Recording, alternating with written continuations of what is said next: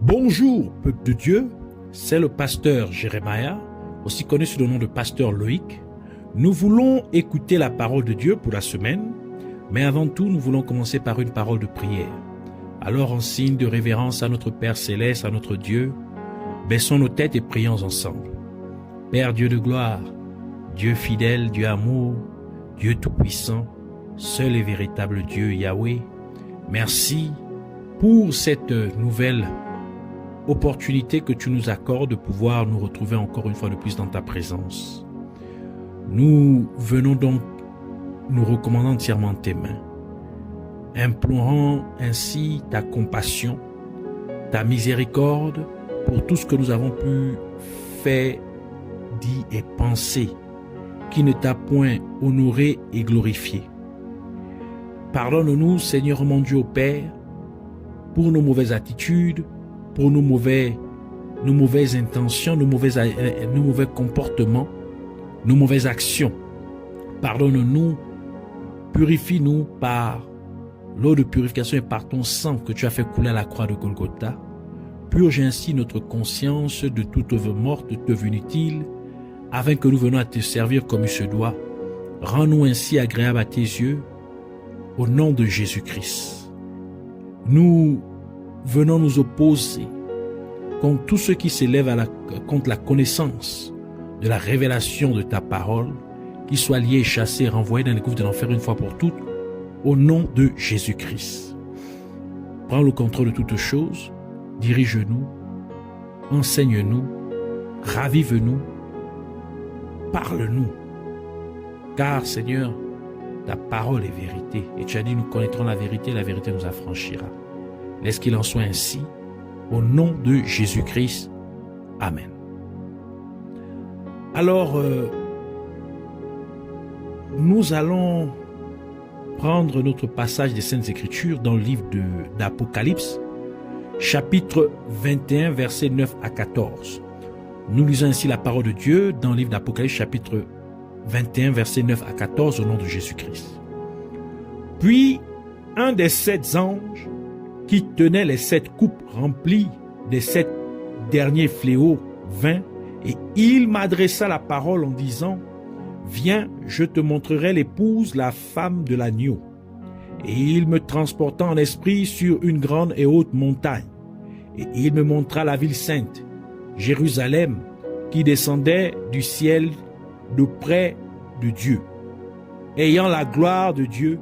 Son éclat était semblable à celui d'une pierre très précieuse, d'une pierre de jaspe, transparente comme du cristal. Elle avait une grande et haute muraille. Elle avait 12 portes, et sur les portes 12 anges, et des noms écrits, ceux des 12 tribus des fils d'Israël. L'Orient, 3 portes, au nord, 3 portes, au midi, 3 portes, et à l'Occident, 3 portes. La muraille de la ville avait 12 fondements, et sur eux, les 12 noms des 12 apôtres de l'agneau. Que le Seigneur bénisse sa parole, qu'elle vienne pleine de grâce, de vie, de révélation et de bénédiction au nom de Jésus-Christ. Alors nous voulons continuer sur notre enseignement principal au sujet des 12 clés de la Nouvelle Jérusalem ou encore les 12 clés du royaume des cieux. La semaine dernière, nous avons parlé des 6 premières clés. Donc aujourd'hui, nous voulons finir avec les 6 autres clés du royaume des cieux. Donc nous allons parler à partir de la clé 7 jusqu'à la clé 12. Alors, la 12e clé, ou la clé de la porte, la 7e clé, c'est la clé de la porte de Gad.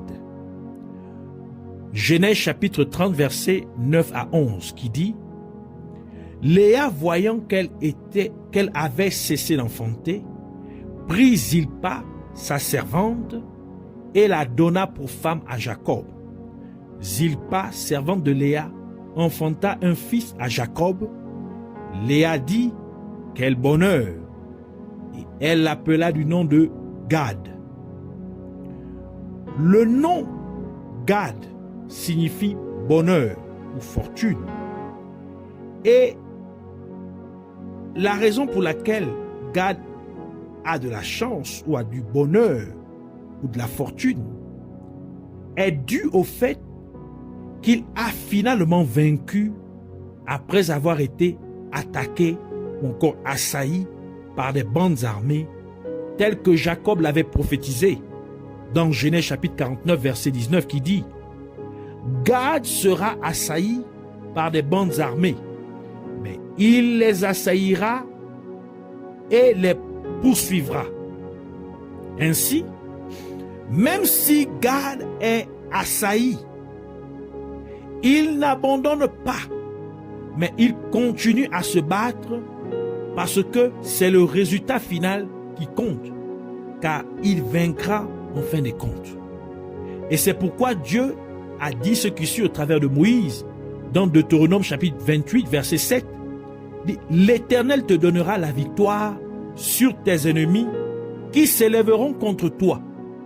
Ils sortiront contre toi par un seul chemin et ils s'enfuiront devant toi par 7 chemins. » Et la parole de Dieu ajoute encore dans Psaume 91, verset 7, « Que 1000 tombent à ton côté et 10 000 à ta droite, tu ne seras pas atteint. » Par conséquent, la porte de Gad est pour ces chrétiens qui sont attaqués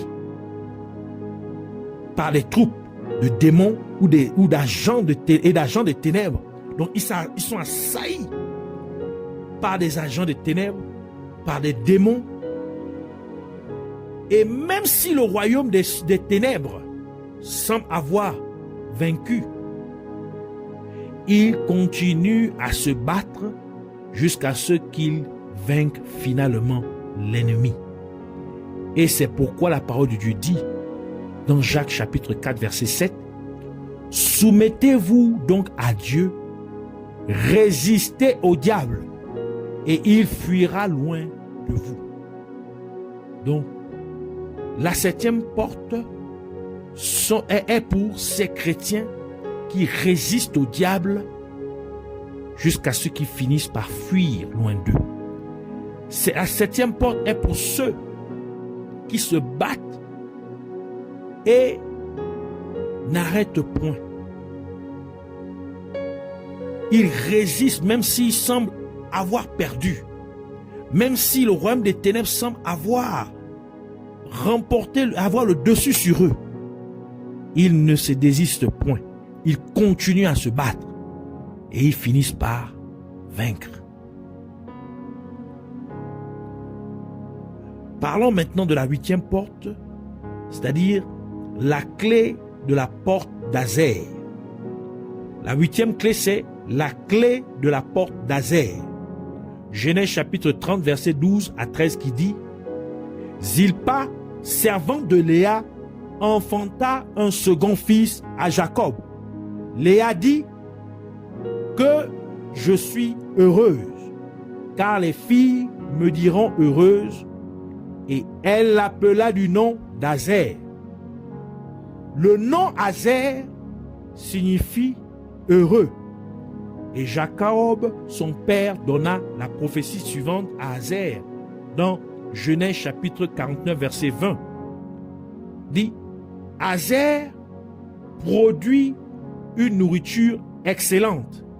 Il fournira les mets délicats des rois. Dans la version Martin, dit, le pain excellent viendra d'Azer et il fournira les délices royales.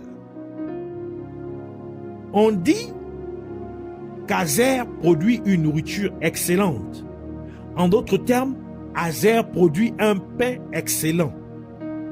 Azer produit des choses dont les rois se délectent. Donc les rois désirent ces choses. Azer produit des spécialités royales. Et pour que nous comprenions pourquoi Azer est censé produire un pain excellent et des délices royales, nous devons identifier ce que la terre d'Azer produisait. Et nous découvrions que le pays d'Azer était connu pour produire des oliviers. Et c'est pourquoi l'un des symboles de la tribu d'Azer est l'olivier. Et c'est pour cette raison que Moïse a prophétisé ce qui suit à propos d'Azer. Dans Deutéronome chapitre 33, versets 24 à 25, qui dit: sur Azer, il dit: béni soit Azer entre les enfants d'Israël, qu'il soit agréable à ses frères, et qu'il plonge son pied dans l'huile. L'huile, pourquoi? Parce que l'huile est produit, vient de l'olivier. Verset 25 qui dit: que tes verrous soient de fer et des reins, et que ta vigueur dure autant que tes jours. Et nous savons que l'huile d'olive est le symbole de la consécration ou de l'onction. Cela implique donc qu'aux yeux de Dieu, la nourriture grasse, donc la nourriture riche, se réfère, ou encore la nourriture excellente, se réfère à la parole de Dieu qui amène le croyant à se consacrer à Dieu. Et c'est la parole de Dieu qui fait que le chrétien a toujours l'onction de Dieu sur sa vie. Donc ce sont ces enseignements-là, ces enseignements qui amènent les gens à se consacrer de plus en plus à Dieu. Ce sont ce genre d'enseignements qui font en sorte que le chrétien ait toujours l'huile de l'onction de Dieu, l'huile du Saint-Esprit sur leur vie. Par conséquent, c'est le genre de prédication ou d'enseignement dans lesquels les vrais chrétiens se délectent. Et parce que Jésus-Christ nous a fait rois pour Dieu le Père, c'est pourquoi on dit qu'Azer produit des mets royaux ou encore des délices royales. En d'autres termes, Azer est censé produire de la nourriture dont les rois se délectent. Et quand nous lisons la parabole des 10 vierges, nous pouvons remarquer que les 5 vierges sages qui avaient de l'huile dans leurs lampes étaient celles qui allèrent aux noces avec l'époux. Et les vierges représentent l'Église de Dieu. Ainsi, le rôle d'Azer est de s'assurer que l'Église ne manque pas d'huile. En d'autres termes, le rôle d'Azer est de s'assurer que l'Église reste toujours consacrée à Dieu afin que l'Église puisse être enlevée lorsque Jésus-Christ reviendra. Par conséquent, la porte d'Azer est pour les croyants qui produisent des enseignements et des prédications qui amènent les chrétiens à être de plus en plus consacrés à Dieu. La porte d'Azer est pour ceux qui enseignent et prêchent aux croyants de telle manière à ce qu'ils s'engagent de plus en plus envers Dieu. Et suite à leur consécration, l'huile de l'onction du Saint-Esprit ne manque pas sur leur vie. Alors nous voulons parler maintenant de la 9e clé, la clé de la porte d'Issachar. Genèse chapitre 30 verset 17 à 18 qui dit: Dieu exauça Léa qui devint enceinte et enfanta un 5e fils à Jacob. Léa dit: Dieu m'a donné mon salaire parce que j'ai donné ma servante à mon mari, et elle appela du nom d'Issachar. Le nom Issachar signifie salaire ou récompense. Ainsi, la 9e porte du royaume des cieux est pour les chrétiens qui s'assurent que leur église locale soit récompensée par leurs efforts. Mais quel type d'effort fournit Issachar? Jésus-Christ a dit dans Apocalypse chapitre 22 verset 12: Voici, je viens bientôt.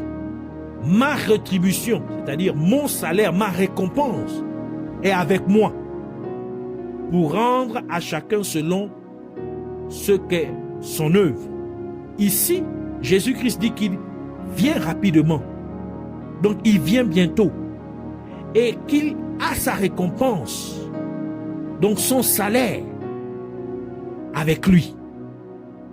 Il va donner la récompense. Il vient avec les récompenses. Ainsi, Jésus-Christ revient pour récompenser chaque personne. Mais nous ne savons pas exactement quand Jésus-Christ reviendra. Et c'est là qu'Issachar entre en jeu, car la parole de Dieu dit dans 1 Chronique chapitre 12 verset 32, des fils d'Issachar ayant l'intelligence des temps pour savoir ce que devait faire Israël. Donc ici, Issachar a la compréhension des temps. Issachar sait comment les gens doivent agir et se comporter à une période donnée. Cela signifie qu'Issachar sont ces chrétiens qui prêchent et enseignent aux gens la parole de Dieu au temps convenable, et c'est celui que Jésus-Christ appela un serviteur fidèle et prudent. Donc un serviteur fidèle et sage. Matthieu chapitre 24 verset 45 qui dit: quel est donc le serviteur fidèle et prudent que son maître a établi sur ses gens pour leur donner la nourriture au temps convenable. Donc les enseignements au temps convenable. Et parce que nous vivons la fin des temps, Issachar doit donc prêcher et enseigner aux gens sur le retour de Jésus-Christ.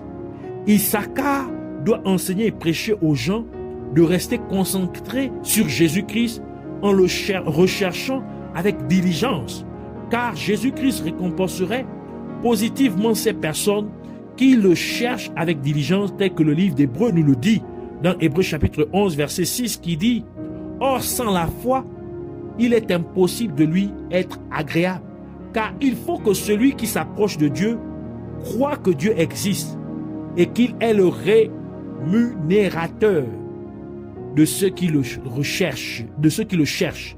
Donc il récompense ceux qui le cherchent. C'est ici le rôle d'Issachar, d'amener les gens à chercher Dieu, d'amener les gens à se focaliser, à attendre avec impatience le retour de Jésus-Christ, à être prêt pour le retour de Jésus-Christ. Par conséquent, la 9e porte du royaume des cieux est pour les chrétiens qui continuent à prêcher et enseigner aux gens sur le retour imminent de Jésus-Christ. La 10e clé est la clé de la porte de Zabulon. Genèse chapitre 30 verset 19 à 20 qui dit: Léa devint encore enceinte et enfanta un 6e fils à Jacob. Léa dit: Dieu m'a fait un beau don. Cette fois mon mari habitera avec moi, car je lui ai enfanté 6 fils. Et elle l'appela du nom de Zabulon. Zabulon s'assure que la mère reçoive un beau don. Et la parole de Dieu dit dans Éphésiens chapitre 4 verset 8, c'est pourquoi il est dit, étant monté en haut, faisant référence à Jésus-Christ qui est monté au ciel, il a amené des captifs et il a fait des dons aux hommes. Donc Jésus-Christ a fait des dons à l'Église. Et l'apôtre Paul ajoute encore dans 1 Corinthiens chapitre 12 verset 31, aspirez aux dons les meilleurs. Et je vais encore vous montrer une voie par excellence. Donc l'apôtre Paul nous demande de rechercher les dons les meilleurs. Le nom Zabulon signifie lieu d'habitation ou demeure. Cela signifie un lieu où Dieu réside, un lieu où Dieu demeure. C'est donc la prophétie de Béthel, comme Jacob l'a déclaré dans Genèse chapitre 28 versets 16 à 19 qui dit: Jacob s'éveilla de son sommeil et dit: certainement l'Éternel est en ce lieu, et moi je ne le savais pas. Il eut peur et dit: que ce lieu est redoutable. C'est ici la maison de Dieu. C'est ici la porte des cieux. Et Jacob se leva de bon matin. Il prit la pierre dont il avait fait son chevet. Il la dressa pour monument et il versa de l'huile sur son sommet. Il donna à ce lieu le nom de Béthel. Mais la ville s'appelait auparavant Luz. Ainsi, Zabulon s'assure que Dieu vient habiter avec l'Église. Zabulon s'assure que Dieu est avec l'Église. Et c'est aussi la prophétie de Jésus-Christ qui a appelé Emmanuel, tel que l'ange de Dieu a déclaré à Marie dans Matthieu chapitre 1 verset 23 qui dit « Voici, la Vierge sera enceinte, elle enfantera un fils et on lui donnera le nom d'Emmanuel, ce qui signifie Dieu avec nous. » Et la raison pour laquelle Dieu est venu pour être ou demeurer avec son peuple, c'est pour sauver son peuple. Ésaïe chapitre 9 verset 1 à 2 qui dit « Mais les ténèbres ne régneront pas toujours sur la terre où il y a maintenant des angoisses. Si les temps passés ont couvert d'opprobre le pays de Zabulon et le pays de Nephtali, les temps à venir couvriront de gloire la contrée voisine de la mer. Au-delà du Jourdain, le territoire des gentils. Le peuple qui marchait dans les ténèbres voit une grande lumière. Sur ceux qui habitent dans le pays de l'ombre de la mort, une lumière resplendit. Ainsi, le peuple de Zabulon était dans les ténèbres, mais ils ont maintenant vu une grande lumière, et sur eux la lumière a brillé, parce que Dieu habite maintenant parmi eux, car le nom Zabulon signifie lieu d'habitation ou demeure. En d'autres termes, Dieu demeure avec son peuple, et parce que Dieu est sa parole, comme le dit le livre de Jean, Jean chapitre 1 verset 1 à 5 qui dit « Au commencement était la parole, et la parole était avec Dieu, et la parole était Dieu, elle était au commencement avec Dieu. Toutes choses ont été faites par elle, et rien de ce qui a été fait n'a été fait sans elle. En elle était la vie, et la vie était la lumière des hommes.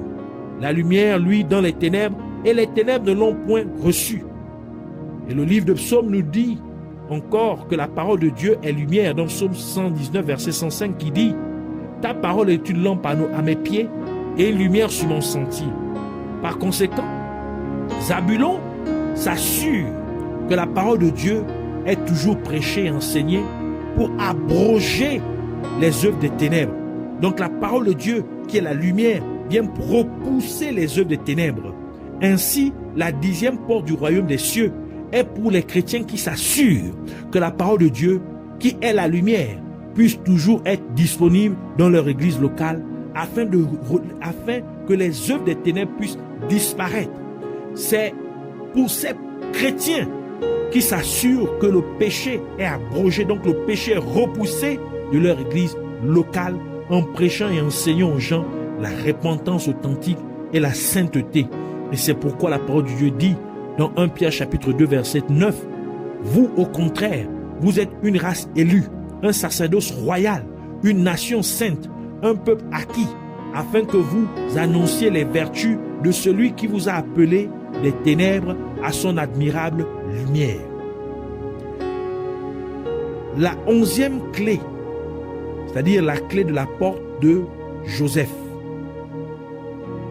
Genèse chapitre 30, versets 22 à 24 qui dit « Dieu se souvint de Rachel, il l'exauça et il la rendit féconde. Elle devint enceinte et enfanta un fils, et elle dit « Dieu a enlevé mon opprobre, et elle lui donna le nom de Joseph, en disant que le Seigneur m'ajoute un autre fils. » Le nom Joseph signifie ajoutera ou augmentera. Ainsi, le rôle de Joseph est d'ajouter. Mais qu'est-ce que Joseph est censé ajouter? Et quand on regarde de près le rôle que Joseph a joué en Égypte, on découvre ce qui suit dans Genèse chapitre 41, verset 49 qui dit « Joseph amassa du blé, donc il ajouta du blé. comme le sable de la mer, en quantité si considérable que l'on cessa de compter parce qu'il n'y avait plus de nombre. Nous pouvons voir que Joseph a amassé énormément de blé. Et le blé est une représentation de la parole de Dieu. Ainsi, Joseph symbolise le rassemblement, le ramassage, le stockage de la parole de Dieu en abondance. Car Dieu a dit dans Amos chapitre 8, verset 11, « Voici les jours viennent, dit le Seigneur, l'Éternel, où j'enverrai la famine dans le pays, non pas la disette du pain et la soif de l'eau, mais la faim et la soif d'entendre les paroles de l'Éternel. » Par conséquent, parce que dans ces derniers jours dans lesquels nous vivons, il y aura une famine d'entendre ou encore d'écouter la parole de Dieu.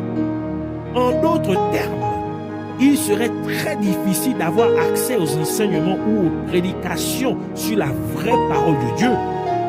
Il est donc impératif que les enseignements et les prédications sur la vraie doctrine de la parole de Dieu soient stockés de manière excessive, afin que lorsque la vraie parole de Dieu devient rare ou interdite, les gens puissent toujours avoir accès à ces prédications et enseignements qui auraient été stockés en abondance.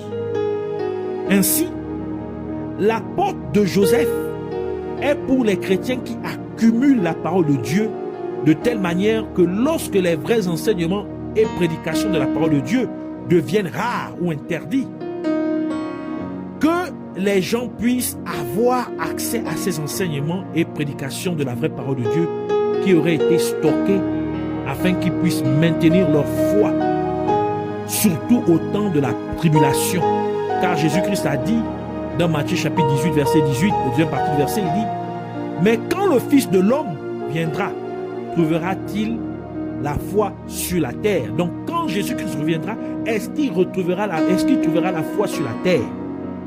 Et pour que les gens aient la foi, ils doivent continuer à écouter la parole de Dieu, comme nous le dit le livre de Romains, Romains chapitre 10, verset 17. Ainsi la foi vient de ce qu'on entend, et ce qu'on entend vient de la parole de Christ.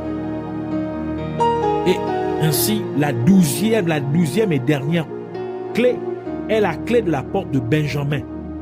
Genèse chapitre 35, verset 16 à 18 qui dit « Ils partirent de Bethel et il y avait encore une certaine distance jusqu'à Ephrata. Lorsque Rachel accoucha, elle eut un accouchement pénible.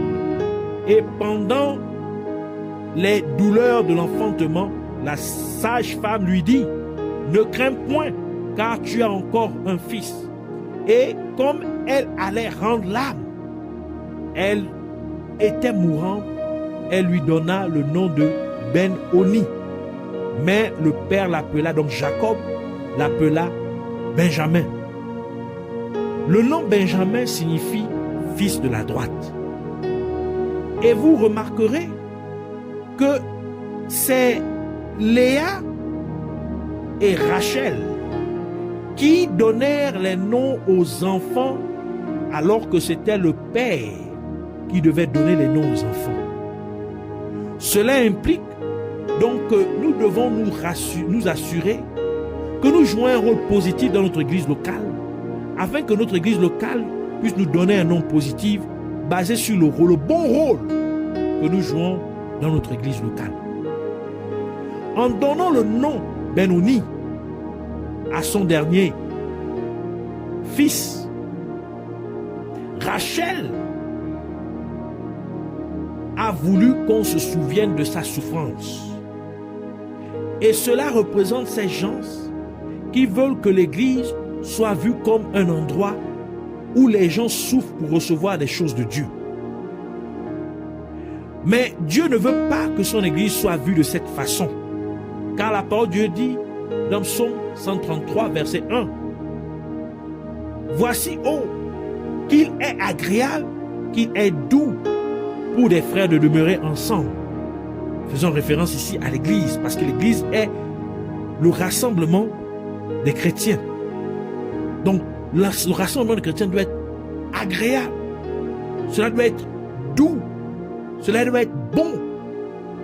Et Jésus-Christ ajoute dans Matthieu chapitre 18, verset 19, « Je vous dis encore que si deux d'entre vous s'accordent sur la terre pour demander une chose quelconque, elle leur sera accordée par mon Père qui est dans les cieux. » Donc ici, on parle encore de s'assembler, de s'accorder, ce qui fait référence encore à l'église.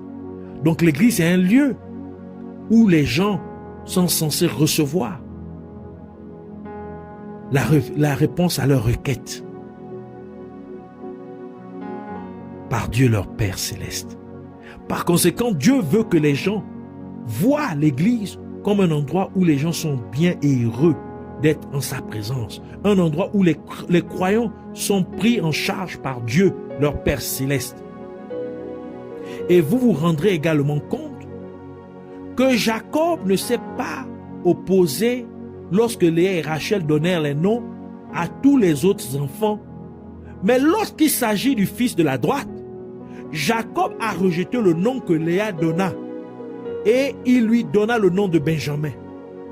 Cela nous révèle tout simplement que lorsqu'il s'agit de jouer le rôle de bras droit du principal dirigeant de l'église locale, Dieu devient jaloux.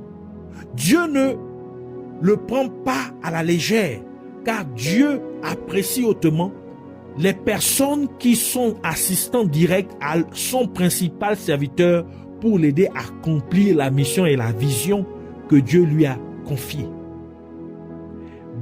Benjamin, dont le nom signifie fils de la droite, devait venir se présenter devant Joseph pour que Siméon soit libéré de prison. Cela implique que le rôle de Benjamin est de racheter les autres de l'esclavage de leur prison. Et Joseph fit en sorte que sa coupe d'argent se retrouve dans le sac de blé de Benjamin. Genèse chapitre 44 verset 2 qui dit « Tu mettras aussi ma coupe, la coupe d'argent, à l'entrée du sac du plus jeune, avec l'argent de son blé. » L'intendant fit ce que Joseph lui avait donné, lui avait ordonné. Et le sac représente le ministère et le blé représente la parole de Dieu. Donc, dans les 11 sacs, il y avait du blé.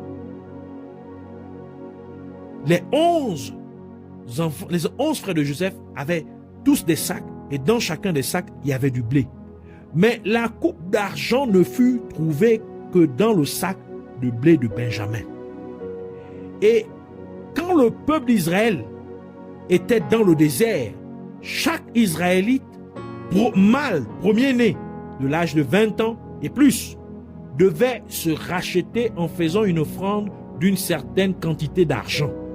Et cet argent servit à construire le tabernacle de Dieu. Exode chapitre 26, verset 19 à 20 qui dit « Tu mettras 40 bases d'argent sous les 20 planches, 2 bases sous chaque planche pour ces 2 tenons.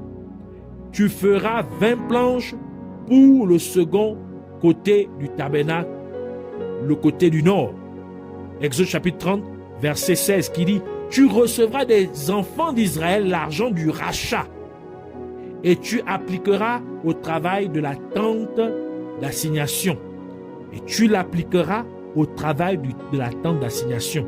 Ce sera pour les enfants d'Israël un souvenir devant l'Éternel pour le rachat de leur personne. » Et puisque la coupe représente l'alliance et que l'argent serait le prix du rachat,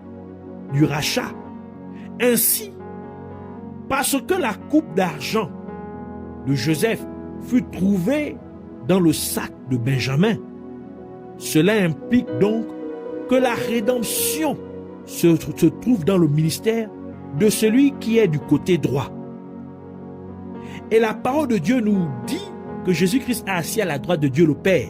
Dans Colossiens chapitre 3 verset 1 qui dit « Si donc vous êtes ressuscités avec Christ, cherchez les choses d'en haut, où Christ est assis à la droite de Dieu. » Et Jésus-Christ a dit dans Jean chapitre 8 verset 34 « En vérité, je vous le dis. » Leur répliqua Jésus « Quiconque se livre au péché est esclave du péché. Et Jésus-Christ a ajouté dans Jean chapitre 8, verset 36, « Si donc le Fils vous a affranchi, vous serez réellement libre. » Ainsi, Benjamin dépeint le ministère de rédemption de Jésus-Christ, car Jésus-Christ est venu sur terre pour racheter l'humanité de l'esclavage et de la condamnation du péché. Par conséquent, l'apôtre de Benjamin est pour les chrétiens qui amènent les gens à recevoir Jésus-Christ dans leur vie pour leur rédemption de la damnation du péché et comme Jésus-Christ l'a déclaré dans Jean chapitre 3 verset 16. Car Dieu a tant aimé le monde qu'il a donné son Fils unique afin que quiconque croit en lui ne périsse point mais ait la vie éternelle. Ce sont ici les 6 dernières clés. Donc, nous clôturons cet enseignement sur les 12 clés du royaume des cieux, ou les 12 clés de la nouvelle Jérusalem. Alors, cela revient à tout un chacun de pouvoir mettre cela en pratique afin que tout un chacun puisse ouvrir l'une des portes du royaume des cieux pour s'assurer d'y rentrer et de demeurer éternellement avec Dieu. Ainsi, nous voulons prier pour dire merci Père Céleste, Dieu glorieux et merveilleux, Yahweh, merci pour cette transmission des révélations de ta parole. Et je prie Abba Père, au nom de Jésus-Christ, afin que tu m'aides à me soumettre toujours complètement à ta volonté, afin que je sois toujours en mesure de résister au diable, pour qu'il s'enfuit loin de moi dans le nom de Jésus-Christ. Par conséquent, même si le royaume des ténèbres peut sembler m'avoir dominé ou assailli, permets-moi de ne pas abandonner, mais que je continue plutôt à résister et à me battre, car à la fin, tu me donneras la victoire totale au nom de Jésus-Christ. Et encore, je prie Abba Père, au nom de Jésus-Christ, afin que tu m'aides à prêcher et à enseigner des sermons qui amènent les gens à se consacrer de plus en plus à toi, afin qu'ils ne manquent jamais d'huile de ton onction sur leur vie, s'assurant ainsi qu'ils fassent partie de l'enlèvement lorsque Jésus-Christ reviendra. Par conséquent, en tant qu'Issachar, permets-moi donc de comprendre le temps dans lequel nous vivons, afin que je puisse nourrir ton peuple avec les enseignements de ta parole, convenables à ces temps dans lesquels nous vivons, en les préparant à l'enlèvement de ton Église, au nom de Jésus-Christ. Ainsi, Père Céleste, fais-moi garder toujours la lumière de ta parole, afin qu'elle puisse abroger les œuvres des ténèbres en obligeant les gens à abandonner complètement le péché et qu'ils se recouvrent des œuvres de la lumière au nom de Jésus-Christ. Et je prie encore Abba Père, au nom de Jésus-Christ, afin que tu m'aides à stocker les prédications et les enseignements de ta parole en abondance, afin que lorsque ta parole deviendra rare ou interdite dans ces derniers jours, que les gens puissent encore avoir accès à ces réserves d'enseignement et de prédication de ta parole, afin que nous puissions garder notre foi vivante pendant les temps de tribulation, jusqu'à ce que Jésus-Christ revienne. Et encore, je prie, Père Céleste, au nom de Jésus-Christ, afin que tu m'aides aussi à exercer le ministère du salut, le salut des âmes, en faisant accepter aux gens Jésus-Christ comme leur sauveur et Seigneur, et qu'ils abandonnent leur mode de vie de pécheur, et qu'ils soient complètement délivrés de toute leur servitude au nom de Jésus-Christ. Je te rends grâce, Père exalté, Dieu tout-puissant, Sauveur fidèle et merveilleux, Yahweh, merci, parce que tu l'as fait au nom de Jésus-Christ. Puisses-tu donc recevoir toute l'adoration et toute la louange pour toujours et à jamais au nom de Jésus-Christ. Amen.